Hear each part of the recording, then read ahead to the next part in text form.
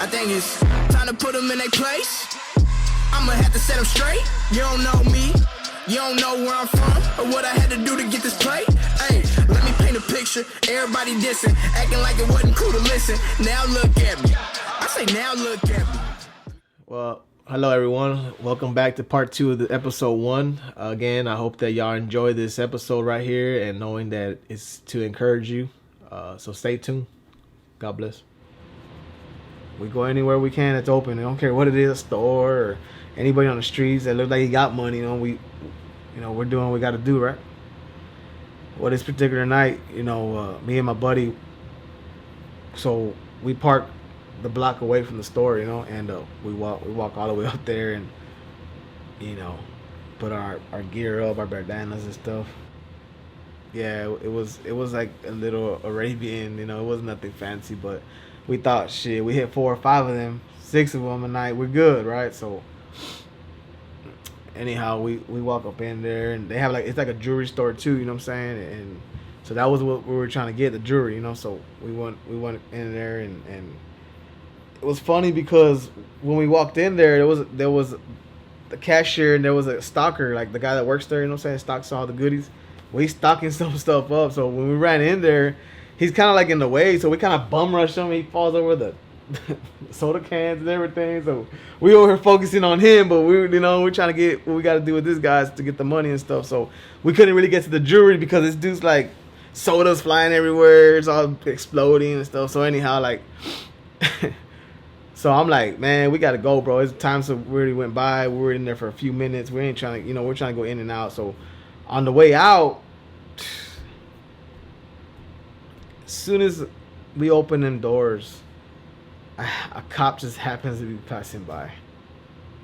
Just a regular, no, he wasn't going to no car or nothing. He was just passing on through. And he happens to see us running out the store. So we run through this little alleyway, and we jump a fence, and we jump into the car.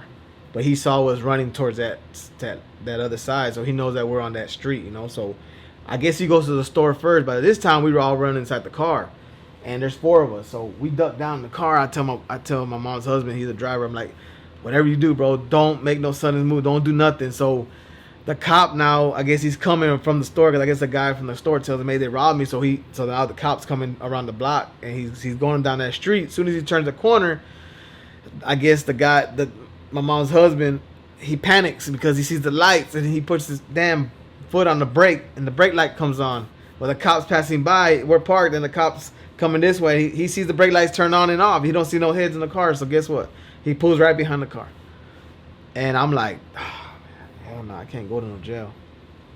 And let me remind you, I got 357 Magnums, so I'm thinking, man, I'm gonna just start unloading on this guy, you know what I'm saying? Which I mean, unloading, I'm gonna start shooting the cops, and we're gonna do a shootout, so because I can't go on with another robbery, on my belt. So my mom's husband, he's like, nah, don't do it, man, please don't do it, they're gonna kill us all and all this. So I'm like, look, man, I'm fixing to go. I'm in the passenger seat, and I'm like, hey, I'm fixing a bucket, man. I'm gonna, I gotta do what I gotta do. So when I open up the passenger door and I run out, the cops, I can hear him saying, freeze, freeze, freeze, and I'm running with this 357 Magnum in my hand. He could have easily shot me from the back, you know what I'm saying? And I happen to run through this alley, and I'm running so fast that, I'm thinking they're behind me. So I'm running, and I hit this other alley, and I don't see no one following me. So I threw the gun, you know what I'm saying? I threw it in the alley, boom, and I jumped fences, and I'm getting away, you know what I'm saying? And so I run to this house, and this is about at least I ran maybe a mile, you know what I'm saying? No less than that. So I pull in next to this house, and I'm like leaning down next to the AC unit, and all of a sudden I hear the chopper above, and then I hear I hear cars just pulling up, parking, and all of a sudden I hear dogs, and I'm like, oh man. So as soon as they release the dogs from the back, they come straight to me.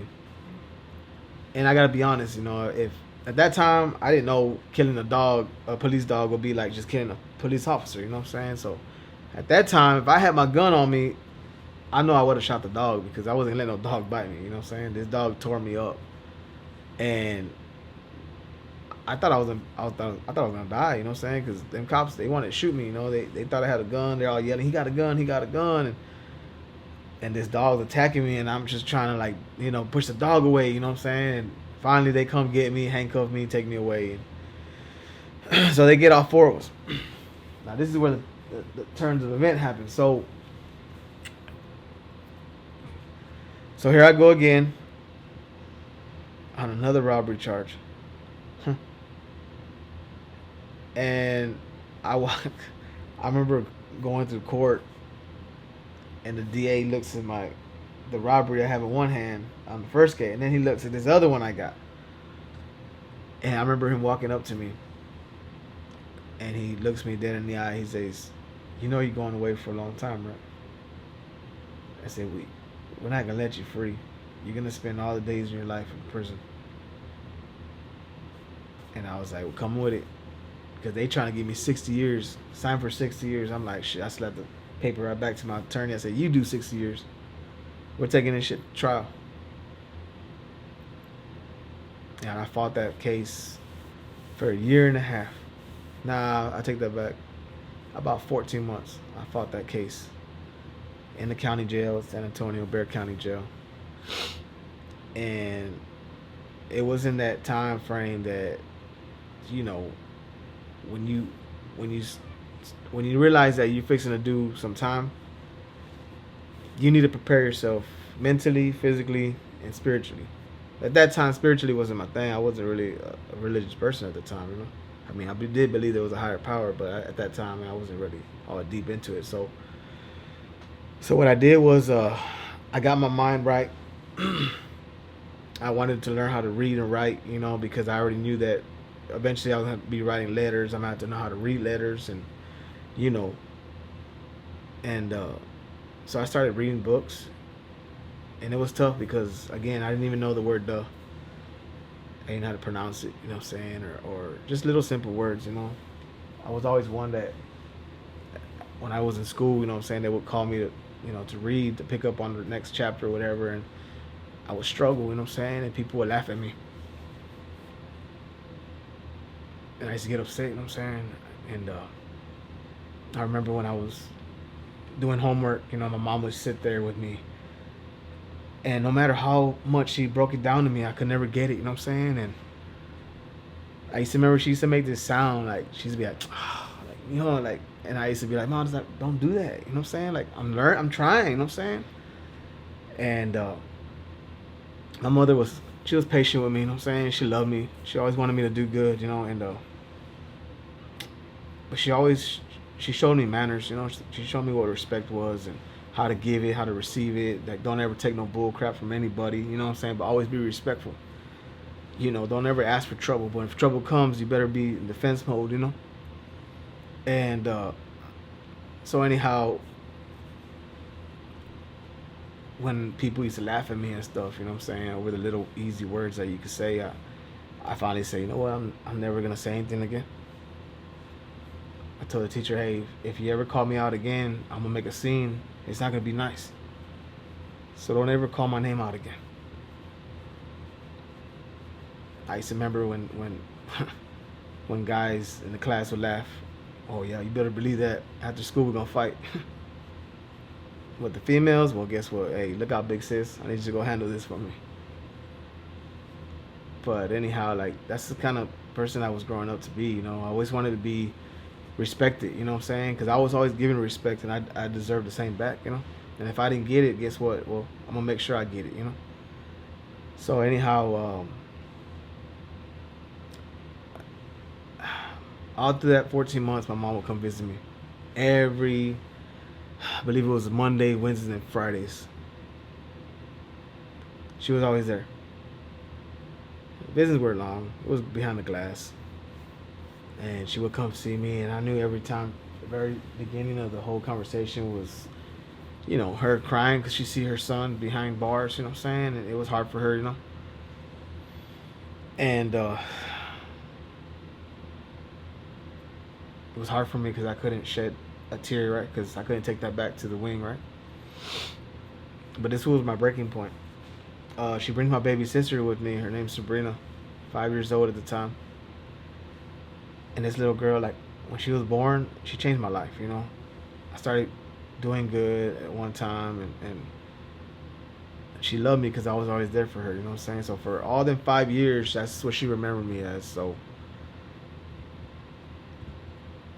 she brings my baby sister to visit me one day, and this is when I already know that I have time that's gonna come. I'm not gonna sign for nothing less than 20 years, you know what I'm saying? And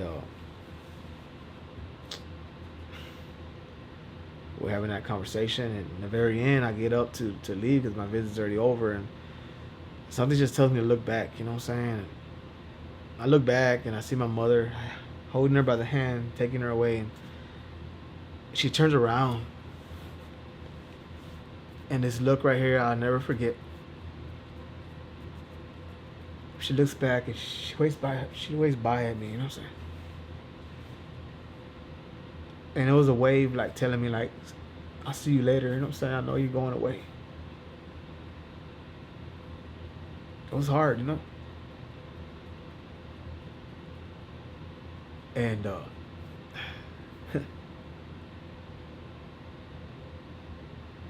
the next time my mother comes visit me, and she tells me, Mijo, like, why is it so hard for you to cry? And I told her, Mom, I'm sorry, you know what I'm saying? Like, I can't show that.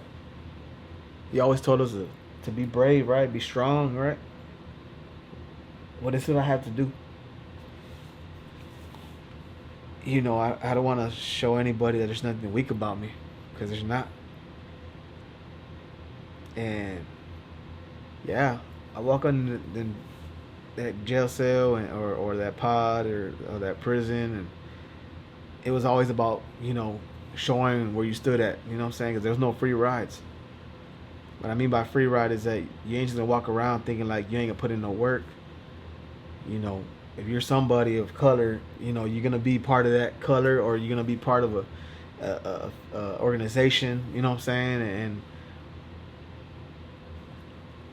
so anyhow, at that time, you know, my last court date, they come and bring me the papers, and they're like, look, 18-year sentence, final offer. If you take it to trial, because I already have 5 counts of aggravated robbery. It was two robberies, but the one had 4 counts. And then so yeah, so I tell them, look, if I could sign for 18 years right now, I'll sign for it. Other than that, we're gonna take it to trial, and I'm gonna make y'all waste all y'all's taxpayer money, time, and, you know, all that stuff, you know. And I was playing a roulette with these people because they weren't playing no games, you know. If I was gonna take it to trial, which I was gonna be found guilty at least of one of them robberies, they're gonna give me the least they're gonna give me is at least 25 years. So I was already losing already, you know. So I said, look, if you could get it down to 18, I'll sign right now. My attorney comes back. He's like, look, we went ahead and did it, man. 18 years, the final offer. So here I go. I signed for it at the age of 20. So throughout that time, okay, 18 years. All right, cool. And I remember that day when I got the 18 years, something, for some odd reason, the 15 was popping in my mind, like popping in my head. And I was like, man, I'm going to do that much time. Because my attorney's like, look, you could do 9 years, you know, do good and good time and all this. Well, that was a bunch of baloney, because they don't give you no good time. You got aggravated charge, you know. So it's 85% of your time you have to do. The hardest part was telling my mother, you know what I'm saying? Because she didn't understand. She didn't think. I never told her anything was going on during the trial, like what time they were trying to give me. I told her they were going to either drop it or give me probation, you know. So she comes visit me. This was back in, let me see, what it was 2002, December 2002, the end of it. So she sat down, and I told her, look, Mama, I'm gonna be going away for a little while. And she's like, what do you mean? What they talking about? What they saying? And I said, I signed for 18 years.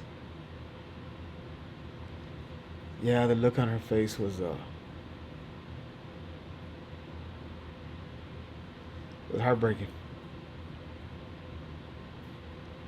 And I told my mama, hey, this is a promise we're going to make to one another.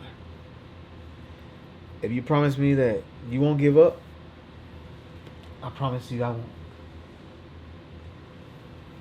And we made that promise to one another, you know, and I take flight to prison in 2003, January 26th. And I remember it like it was yesterday. You know, I get out the bus. As soon as you get out the bus, you know, guys in there, they're gonna peep you out, see who you are. If you Mexican, well, they got the Mexican group. If you black, they got the black group. White, so and so. So at this time, you know, in the county jail, you know, I gained a little, you know, rank up in there because, you know, I was doing some dirty jobs, you know what I'm saying, for people. And there's a group in there called the Orejones. It's a San Antonio prison gang. And I grew up to believe that Orejones, it was a tribe. And I grew up to believe that in this tribe, there was only so many of them. And then that they had a lot of heart. That they would move into enemy territory and they were willing to die for whatever cause, you know what I'm saying? They were just fighters, warriors, you know what I'm saying? They were, you know, holding down their own, you know what I mean? And when they would kill the enemy, they would chop their ears off. And they would wear them around their neck, like a necklace, you know what I'm saying? They have like ears. And that's where the name Orejones came from. And these people were terrified of these men, you know what I'm saying? Because they were cruel, they didn't care, you know what I'm saying? Like they were some real gangster outlaws, you know what I'm saying? And they're willing to die for anything, you know? And so in San Antonio, this group that they wound up developing was called the Orejones, and San Antonio based group, you know, and that's when I got part of all that, when it was just barely getting big, you know, because at one time Mexican mafia, which a lot of people from San Antonio know about, they pretty much controlled a lot of street stuff, prison stuff, and you know, they would recruit little soldiers, you know what I'm saying, and even people that weren't even part of them, they would have, like, you know, people, if you're from San Antonio, if you're go to prison, you're gonna, you know, you're gonna be part of that clique. If you didn't, then you're gonna get handled, you know, be dealt with, you know what I'm saying. And so a lot of them guys in San Antonio started like feeling like, man, hold on, I'm not part of no Mexican mafia, you know, or no family, you know what I'm saying. Like, I shouldn't have to be trying to risk my life for something that I'm not, you know what I'm saying, that's not part of me. So Orejones came together. The San Antonio guys come together and they say, you know what, man, we're gonna make our own group, man, and we're gonna branch off ourselves. We're gonna do our own thing. And it took a lot of fight, you know what I'm saying. Like, hey, it wasn't easy, you know, because that time them guys, they didn't want us to be our own selves. You know, they wanted to control everything, you know. So we had to cut ties, and we had to stand strong and do what we had to do to you know what I mean, have our liberty, our freedom, you know what I'm saying. And we did that. You know, we put together, you know, this group that's to this day it's strong, you know what I'm saying. It's bigger than ever, you know what I'm saying. And it saddened me that this prison gang that we had in there, it wound up branching out because a lot of them guys were coming out, going back to the free world, and they were bringing that stuff out there. Even any kind of other gangs, you know what I'm saying, the Tango Blast, you know, the West Texas, you know what I'm saying, like all them cats, Chuco Town, El Paso, you know, Valley Boys, the Bayucos, and you know what I'm saying, Austin and Houston, and you know, all types of different branches from Texas, you know. So we had to develop this group because in there the families were trying to run everything, you know. So we wound up making our own, you know, our own organization, and it wound up just taking off from there. But back to what I was telling you. So I get off this bus, and my first thing is to knock out anybody that walks up to me talking crazy, you know what I'm saying. Before I get into that next stage, the next chapter, I have to save that for the next time. So, you know, if you're watching, you're liking what you're seeing, subscribe or comment or reach out to me. We're gonna set up, you know, everything that we need to, you know, for my social media, all that stuff. So Is this be continued? Be watchful for that. Again, you know what I'm saying.